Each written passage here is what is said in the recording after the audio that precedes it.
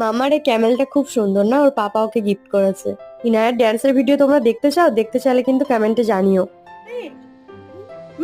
আপনার স্নান করা ঠিক করেছে। এটা ফ্লাইং কিসে দিয়ে দিন সকলকে। টাটা করে দিন সকলকে, টাটা।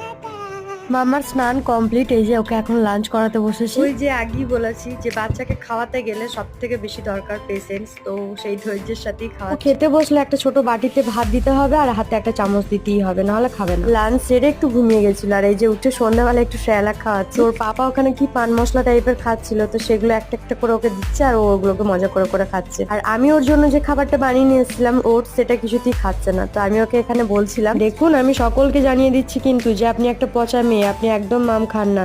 কেমন হাসিটা দিচ্ছে দেখো সেটা শুনে। এত খেয়াল রেখে ভালোবেসে খাবার বানিয়ে যদি না খেতে চায় তাহলে কেমন রাগটা ধরে বলো তো। ভিডিওটি ভালো লাগলে প্লিজ একটা লাইক করে দিও।